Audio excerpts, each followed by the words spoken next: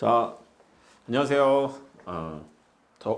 이번에 덕원예고 중간고사를 한번 좀 간략하게 짚어보고 어떻게 출제되는지 한번 둘러보고요.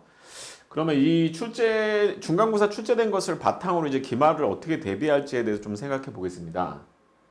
일단 뭐 여러분들 뭐 시험 보느라고 고생이 많으셨고요. 아마 고등학교 올라와서 처음 보는 시험이라서 많이 긴장도 했고, 그죠? 거기다가 이제 선생님이 이제 그 전까지는 이제 3학년 문제를 주로 출제하시다가 이번에 다시 1학년으로 맡으셔가지고 새롭게 출제를 하셨는데요. 학교 선생님이. 그러다 보니까 약간 뭐 기존의 선생님이 계속 출제를 하셨으면 어떤 출제 유형 같은 게 정해져 있어가지고 그것을 바탕으로 해서 좀 대비를 하면은 좀 수월하긴 한데, 이번 선생님 같은 경우에는 3학년에 주로 이제 수능형 지문을 출제하시다가 내려오셨기 때문에 그런 것들을 좀 예측하기가 조금 어려운 부분들도 있었습니다. 그러다 보니까 좀 학생들이 많이 긴장도 했을 거고요. 거기다 문제 자체도 조금 기존 스타일과 비슷하게 내신 것도 있지만 이제 다르게 내신 부분들이 꽤 있어가지고 이런 부분들을 대비해서 맞추기가 쉽지는 않은 문제였습니다. 그래서 어쨌든 많이 고생하셨고요.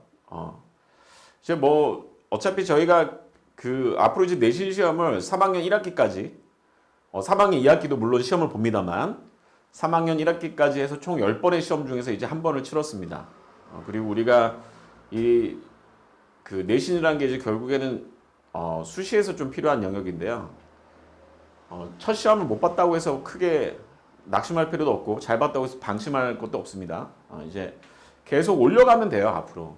그래서 계속 꾸준하게 올려가는 거, 특히 뭐 미술과 같은 경우에는 홍대에서 이런 우상향 곡선 있죠. 그 서사적인 걸 되게 좋아해서 설령 이번에 못 봤다고 해도 앞으로 계속 올려가면 충분히 만회 가능하고요. 그럼 그런 노력들이 이제 결실을 맺을 수 있으니까 뭐 좌절하거나 뭐 그러지 마시고 더 열심히 이제 분발하시면 될 것 같아요. 자, 그래서 일단 보시면, 자, 보겠습니다.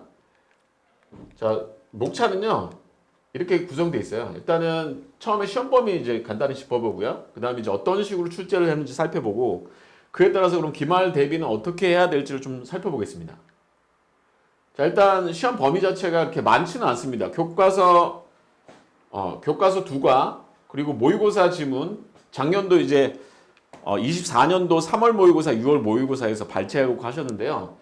3월 모의고사에서 12문항, 그리고 6월 모의고사에서 3문항이 출제가 됐습니다.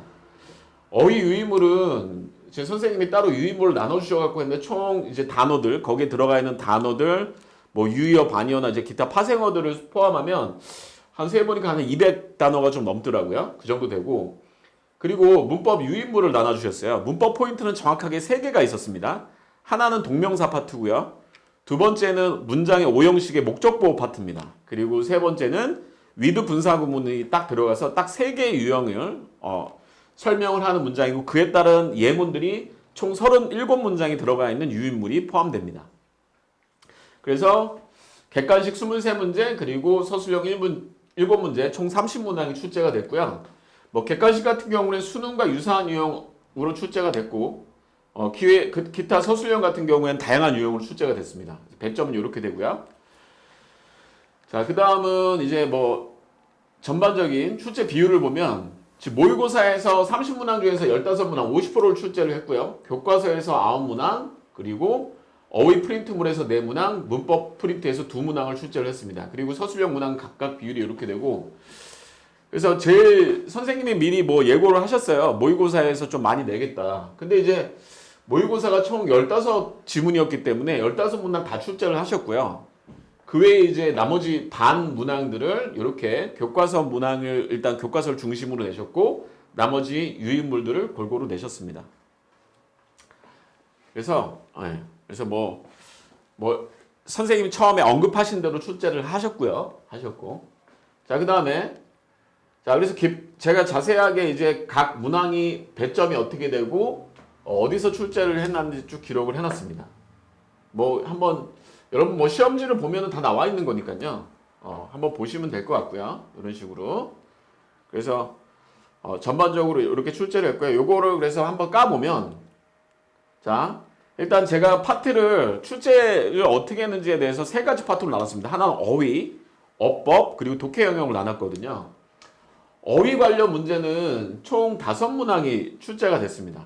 5문항이. 그래서 일단은 특징이요.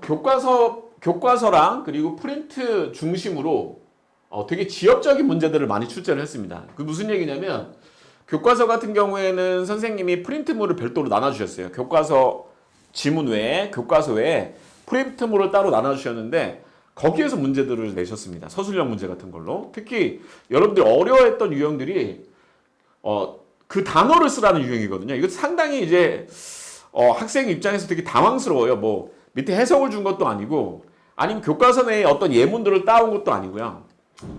그냥 약간 막무가내식으로 단어를 쓰라는 문제로 내셨기 때문에 이 부분에서 학생들이 상당히 당황했을 것 같아요. 그래서 그런 부분 좀 힘들었고, 그 외에 이제 객관식 같은 경우에는 예문의 어떤 예문의 안에서의 뜻을 쓰라던가, 영영풀이 뜻을 맞추라던가, 또는 특이하게 이제 단어 2개를 줘놓고 2개의 관계를 묻는 문제를 냈습니다. 즉 동사와 명사형을 준 다음에 이곳의 정확한 품사를 구분할 수 있는지 문제를 내셨고요. 그 외에 이제 안에 이제 모의고사 같은 영역, 교과서 같은 영역에서 객관식으로 반의어 관계에 있는 이제 전형적인 어휘 선택형 문제를 내셨어요. 그리고 마지막 4번째가 이제 여러분들이 가장 어려웠던 유형 중에 하나인데요. 이것도 마찬가지 좀 힘들었던 영역 중에 하나인데, 우리 어휘 유인물에서 철자를 쓰는 문제를 내셨습니다. 그러니까 우리가 대비를 할 때 이제 학생들이 기본적으로 어휘의 한글 뜻을 익히고, 두 번째는 뭐 유의어나 반의어를 연습을 합니다. 근데 거기서 멈추시면 안 되고 이제 스펠링까지 쓰는 연습을 하셔야 돼요. 그러니까 작년 1학년 선생님은 구체적으로 이제 단어의 스펠링을 쓰는 문제를 내시진 않으셨어요. 단어장에서, 이 어휘장에서. 이번 선생님은, 이번 1학년 맡으신 선생님은 예문 안에 있는 예문을 주고, 예문 안에서 냅니다. 어휘 유인물의 예문에서 빈칸을 뚫어놓은 다음에 거기에 이제 단어를 적는 문제를 냈습니다. 그래서 결과적으로 이제 어휘에 출제된 걸 보면 이제 꼼꼼하게 되게 준비를 해야 되겠다는 생각이 들고요. 그래서 어휘는 좀 이렇게 해서 어휘가 좀 부담이 꽤 된 편입니다. 자, 그 다음 2번째, 어법입니다. 어법은 총 3가지 유형으로 지금 출제가 됐는데요. 하나는 문법 프린트 있죠? 문법 프린트 아까 제가 37문장을 줬다고 말씀드렸잖아요. 그 37문장 중에서 오류 찾기 객관식 문제를 냈고요. 문장들을 쭉 준 다음에 오류 찾기 문제. 근데 이 오류 찾기 문제가 한 문장을 찾아내는 게 아니고 이 모든 걸 찾으시오라는 문제를 내서 학생들이 좀 당황을 했습니다. 객관식 문제임에도 불구하고. 그 외에 교과서 모의고사에서 서술형 문제로 어법들, 그 어법에 오류가 있는 걸 찾아서 수정하는 문제를 냈습니다. 근데 이제 특히 이제 여러분들 당황하셨던 게 몇 개가 틀렸는지 안 알려주고요. 모두 찾아서 수정하시오, 이런 문제, 또는 모두 고르시오, 이런 문제를 내가지고 정확하게 문장의 구조를 이해하고 하지 않은 학생들은 조금 힘들었던 문제입니다. 그런 부분들이 있었고요.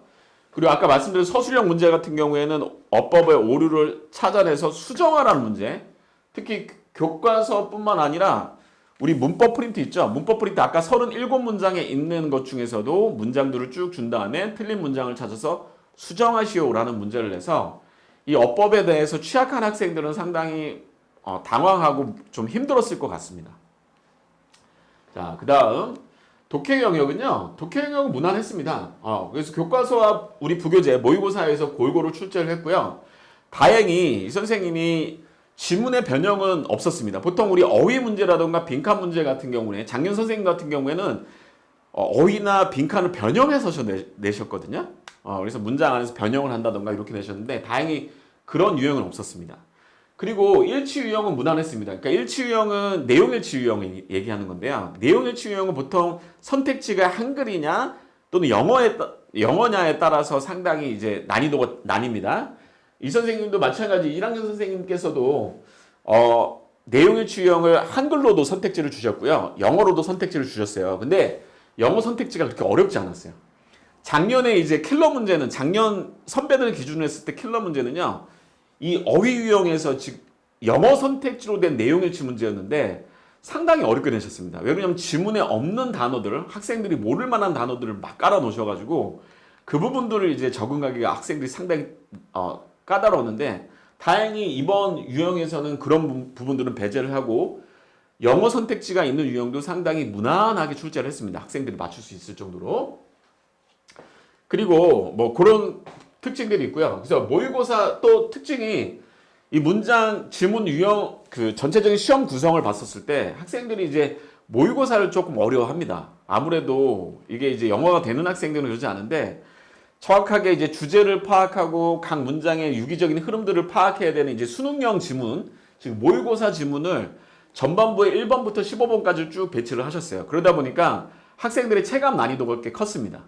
그래서 빵빵빵 앞에서 이제 어려움을 겪다가 이제 상대적으로 좀 수월한 교과서 뒤에 배치하다 보니 학생들이 소위 말하는 멘붕에 빠진 학생들이 꽤 있었을 것 같습니다. 이런 부분들. 그리고 이제 빈칸 요약문에서 이제 논지 파악과 키워드 도출을 요구했는데 뭐 사실상 이제 뭐 요약문 완성 같은 서술형 문제가 있었어요. 그래서 그 부분 같은 경우에는 근데 대비는 가능했습니다. 선생님이 이 부분에 대해서 필기를 해주셨기 때문에 대비는 가능했습니다. 그래서 전반적으로 이제 독해 영역 같은 경우에는 무난했다. 무난했고 기존에 이제 모의고사에 훈련이 돼 있었던 학생들은 쉽게 풀 수 있었고 그리고 모의고사 지문을 주제를 중심으로 그 전반적으로 대비를 잘하는 학생들은 무난히 풀 수 있었던 문제들입니다. 그래서 전반적인 이제 총평을 해보자면요. 앞에서 말씀드렸던 모의고사, 수능형 모의고사에 대한 경험이 있는 학생들은 충분히 대비가 가능했고요. 근데 이제 조금 어려웠던 유형은 어법 문제가 상당히 좀 난이도가 있게, 그러니까 되게 꼼꼼하게 공부하지 않으면 확신을 가지고 풀 수 없는 문제들이 배치가 됐어요. 특히 모두 고르기 유형이나 또는 서술형으로 찾아서 고치시오라는 유형 같은 경우에는 이런 어법에 대한 확실한 문장의 구조를 볼 수 없는 학생들은 풀기가 힘든 문제입니다. 거기다가 이제 부분 점수가 주어지는 경우도 있고 안 주어지는 경우도 있었기 때문에 여기서의 배점들이 상당히 날아갔을 거라고 생각을 합니다. 영작은 이제 한 문제가 출제가 됐는데요. 이 부분을 좀 걱정했는데 영작은 변형이 없었고 문장은 변형하는 것도 없었고 문제도 한 문제밖에 출제가 되지 않았기 때문에 이 부분에 대해서는 학생들이 미리미리 워크북 같은 걸로 훈련을 한 학생들은 충분히 맞출 수 있는 문제였습니다. 근데 이제 어휘 같은 경우에는 우리 뭐 수능형 지문 어휘 선택 같은 경우에는 예문 변형은 없었지만요. 기본적으로 아까 말씀드렸던 지역적으로 모든 단어들을 훈련을 하지 않는 이상 이런 부분들에 대해서 상당히 부담감을 느꼈을 것 같아요. 그래서 전반적으로는 좀 어려운 시험이었고요. 어려운 시험이었고 100점이 아마 없을 것 같긴 한데 한 명이 나오긴 했습니다. 저희 학원 친구가 한 명이 100점을 맞긴 했는데 그 외에는 지금 아직은 다른 친구들은 없는 것 같아요. 그래서 90점 한 초중반에서 1등급이 형성되지 않을까라는 예상을 해보고요. 그래서 뭐 조금 고생 많으셨고 쉬운 시험은 아니었다. 그래서 전반적으로 이제 총평을 마치고 그럼 도대체 기말을 어떻게 대비하느냐? 자, 선생님이 지금 얘기하는 기말 대비 전략은 중간고사 출제를 기반으로 대비 전략을 짜는 겁니다. 다시 말하면 이거는 기본적으로 해야 되고 학교 선생님께서 중간고사대로 낸다는 또 보장이 없어요. 그러나 일단은 그렇게 낸다는 전제하에서 대비를 하고 시간이 남으면 다른 그 외적인 특이한 중간고사에서 안 냈던 유형들을 노릴 가능성을 대비를 하셔야 돼요. 자, 그래서 일단은 제가 지금 말씀드린 기말 대비 전략은 철저하게 중간고사를 기반으로 말씀을 드리는 거예요. 첫 번째, 여러분 나눠드리는 어휘 프린트 유인물이 뭐 교과서 관련 유인물도 있고 그리고 선생님이 아예 주시는 유인물도 있는데요. 이 예문의 스펠링까지 이제 꼼꼼하게 암기를 하셔야 됩니다. 꼼꼼히. 단순히 한글 뜻을 아는 거에서 멈추시면 안 되고요. 스펠링을 써보는 연습을 하셔야 돼요. 그리고 마찬가지 교과서 관련 어휘입니다. 어휘 유인물에서 내세요. 학생들이 이제 처음 본다라고 생각하는 학생들이 있는데 그 서술형 문제에 어휘를 쓰는 유형이 있습니다. 서술형 6번 문제였던 걸로 기억을 하는데요. 거기에 있는 단어들 3개를 쓰라는 문제가 나왔는데 한 문장은 교과서 안에 지문 외에 이제 어휘 파트에 그대로 들어가 있는 문장이었고요. 나머지 두 문장은 없지만 여러분들이 이제 선생님이 교과서 관련 어휘로 나눠준 프린트에 있는 단어들이었어요. 그래서 어쨌든 교과서 안에 있는 문장들도 꼼꼼히 보셔야 할 뿐만 아니라 어휘 유인물은 정말 단어들이 막 딱 하면 야 한글 뜻 이게 뭐야 하면 바로 튀어나올 정도로 연습을 하셔야 됩니다. 두 번째, 어법 프린트는 정확하게 지금 두 문제가 출제가 됐습니다. 문법 프린트에서 한 문제는 객관식이고 한 문제는 서술형으로 출제가 됐는데요. 둘 다 오류 찾기 문제예요. 그래서 둘 다 어려웠어요. 왜 그러냐면 하나는 모든 어법을 찾으라고 한 객관식 문항이었고 두 번째는 오류를 찾아서 수정하라는 문항입니다. 그러니까 정확하게 모든 문장의 어법성 오류를 판단할 수 있어야 풀 수 있는 문장이거든요. 근데 어렵진 않습니다. 왜 어렵지 않냐면 우리가 아까 문법 프린트에 세 가지 개념이 있었다 그랬잖아요. 그 세 가지 개념 안에서 내셨어요. 세 가지 개념이 첫 번째가 동명사, 두 번째가 오형식의 목적보, 특히 사역동사의 목적보, 세 번째가 with 분사 구문이거든요. 만약에 선생님이 어렵게 내시면 어떻게 내시냐면요. 그 문장 안에 다른 어법 파트에서 문제를 내시는데 다행히 1학년 선생님께서는 정확하게 그 어법 부분 안에서만 물어보셨습니다. 그래서 일단 어법 프린트에는 다음 이제 나눠주실 어법 프린트의 오류 찾기 훈련을 반복해서 할 것, 그리고 어떻게 반복해서 해야 되냐면 그 어법 개념에 맞는 포인트를 반복해서 하는 훈련을 해야 됩니다. 그리고 자 4번 문항은 뭐 전반적으로 하시면 되는데 모의고사 교과서에서 서술형 어법을 어렵게 내셨어요. 모두 찾아라. 그죠? 그렇기 때문에 여러분들이 이제 100점, 나는 1등급을 반드시 맞춰야 되겠다 하는 학생들은 모의고사 교과서 내에 있는 모든 출제 가능한 어법 포인트를 숙지를 하셔야 됩니다. 그래서 그 연습을 하셔야 되고요. 그리고 마지막으로 교과서 내 모든 문장은 영작 연습을 하셔야 될 것 같아요. 그러니까 보통 영작을 낼 만한 문장들이 정해져 있거든요. 영작을 낼 만한 문장들은 우리 고등 과정에서 영작은 보통 중요한 문법 포인트가 들어가 있거나 아니면 그 상황에 되게 그 연결성이 되게 유기적으로 연결되어 있는 문장 같은 걸 보통 내세요. 근데 지금 내신 문장은 제가 볼 땐 그런 기준에 부합되진 않아요. 다시 말하면 어려운 문장은 아닌데 중요한 문장은 아니거든요.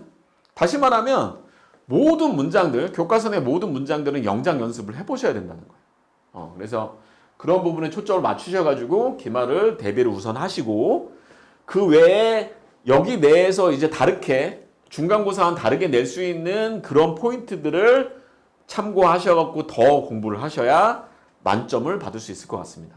그래서 일단은 뭐 요런 정도로 이제 중간고사 총평을 하고요. 기말고사 대비도 잘 하셔가지고 말씀드렸던 대로 지금 보면 뭐 우리 미술과 예고 학생들이 보면 영어가 돼 있는 학생들도 있고 말 그대로 중학교에서 어느 정도 영어의 기반을 다져서 올라온 학생들도 있고 전혀 안 돼 있는 학생들도 있습니다. 미술 뭐 실기 준비하느라 그렇고 각자 개인마다의 어떤 사정들, 상황들이 있기 때문에 그런 부분들이 좀 다를 수 있습니다. 근데 제가 여기서 한 가지만 말씀을 드리면 흔히 얘기하는 이제 우상향이라고 하잖아요. 우상향. 다시 말하면 1학년 때 점수가 비록 이랬지만 2학년 때 올리고 3학년 때 올리면 아주 이상적인 케이스예요. 이 친구는 내신으로 잘해서 수시로 잘 갈 수 있습니다. 왜 그럼 그런 사례가 있느냐? 당연히 그런 사례가 있죠. 제가 뭐 한 가지 예시를 들면 저희 이번에 3학년 학생들이 100점이 2명이 나왔어요. 100점이 2명. 100점이 2명이 나왔는데 우리 한 학생은 2명이 있는데 한 명은 1학년 때부터 한 번도 1등급을 안 놓쳤던 학생입니다. 그래서 작년 이제 선배 기준이기 때문에 3등 안에 항상 들어갔다는 거예요. 미술과 80명 중에 항상 3등 안에 들어갔던 친구고요. 나머지 이번에 100점 맞은 한 명은 1학년 때는 그렇게 잘하지 못했어요. 저랑은 이제 1학년 2학기 때부터 만났던 친구인데 1학년 2학기 때 이 친구가 왔었을 때 80점대 초반이었습니다. 80점 초반. 모의고사도 그렇게 잘 나오지 않았고요. 80점 초반이었어요. 80점 초반이면은 지금 기준으로 하면 2, 3등급 왔다 갔다 하는 거거든요. 그만큼 이렇게 썩 그렇게 영어 실력이 있는 학생은 아니었어요. 근데 이 학생이 되게 집도 멀리 살아요. 멀리 살다 보니까 특히 이제 학교 가지 않는 날에 수업이 있는 날은 되게 힘들어합니다. 그러니까 힘듭니다. 왜냐면 집이 멀기 때문에. 그죠? 근데 제가 이 친구 이제 3학년까지 데리고 오고 있는데 너무 열심히 해요. 너무 열심히. 그러니까 방학도 그렇고 보통 이제 학생들이 뭐 다른 여러 가지 일들이 있기 때문에 방학 같은 경우 특히 집이 먼 학생들은 학원을 쉰다던가 뭐 이렇게 하는데 이 학생은 단 한 번도 빠지지 않고 왔습니다. 왔고 그리고 뭐 제가 방학 때 내주는 학생들의 어떤 실력을 어휘랑 문장 해석 능력, 독해 능력을 키울 수 있는 어떤 여러 가지 과제들을 내주고 그런 것들을 이제 수행하게끔 하고 그걸 잘 수행했을 때 저는 이제 뭐 상품권 같은 것도 줘가지고 이제 동기부여를 하려고 노력을 하는데 이 친구는 항상 상품권을 다 탔던 학생이에요. 그래서 한 번도 빠지지 않고 모든 방학 그리고 모든 과제들을 수행해오고 열심히 했던 학생입니다. 그래서 이 친구가 이제 2학년 때쯤 올라왔을 때는요 1등급에서 2등급이 왔다 갔다 했어요. 그러니까 8등급 안에 8등 안에 들어갔다는 거예요. 8등 안에. 그래서 제가 이 친구를 보고 진짜 느는구나 하니까 느는구나 열심히 하니까 이 친구도 본인 느끼고요. 수능 점수도 많이 올랐고. 그다음에 이제 드디어 이제 2학년 때도 열심히 하고 이제 3학년 이제 2학년 겨울 방학도 열심히 했죠. 제가 하라는 거 다 하고 정말 어떻게 수행하려고 되게 열심히 노력을 하고 시간을 많이 투자했습니다. 그래서 3학년 때 이 친구가 이제 이번 중간고사 때 100점을 맞은 거예요. 되게 뿌듯하더라고요, 저도. 왜냐면 이제 노력하면 된다는 걸 보여줬기 때문에. 그래서 여러분 3학년 시험이 제가 지금까지 알기로는 100점이 지금 덩어리고에서 2명인데 그 중에 1명이 됐습니다. 그래서 이 친구는 제가 볼 때는 이제 영어는 문제가 없습니다. 왜냐면 그동안 쌓아온 게 있기 때문에 이거 쭉 타고 내려가면서 마지막 수능까지 마무리하면 되거든요. 그러니까 충분히 영어는 되게 정직한 과목이에요. 수학이랑 국어랑 다릅니다. 제가 뭐 수학, 국어 안 된다는 얘기가 아니고요. 영어는 말 그대로 문장 많이 보고 해석하고 그 방향에 맞춰갖고 정확하게 하기만 하면 성적이 오를 수밖에 없습니다. 그렇기 때문에 여러분들이 이제 하셔야 될 거는 태도. 얼마나 내가 꾸준하게 시간을 투자할 수 있는지, 얼마나 끈기 있게 3학년 때까지 밀어붙일 수 있는지가 이게 하나의 이제 여러분들의 이제 한 꼭지를 만들어내고 그게 이제 또 입시의 한 귀퉁이를 차지하게 되겠죠. 그래서 지금 1학년이기 때문에 무한한 가능성이 있고 앞으로 할 수 있는 게 너무 많습니다. 그러니까 첫 시험이라고 좌절하실 필요 없고 대신 자기의 상황을 정확하게 판단해서 어떻게 열심히 공부할지 그런 것들을 생각해 보시면 돼요. 그리고 그런 것들에 대해서 선생님들과 많이 허심탄회하게 자기가 안 되는 부분, 취약한 부분을 자꾸 말을 해주면 그런 부분에 있어서 선생님이 이제 뭐를 채워줘야 될지 이런 부분들을 고민하게 되고 그런 부분을 채우다 보면 성적은 자연스럽게 오르는 거거든요. 그래서 여러분들 그런 걸 생각을 해보시면서 잘 본 사람들은 방심하지 말고 끝까지 열심히 3학년 때까지 하려고 노력을 하시고 못 보셨던 분들도 막 짜증내거나 나는 영어는 안 돼 이런 생각 하실 필요 없습니다. 하면 돼요. 그래서 힘내시고 고생 많으셨고 뭐 벌써 기말이 2달이 안 남았습니다. 그래서 마지막에 또 달려갈게요. 자, 화이팅 하세요. 화이팅!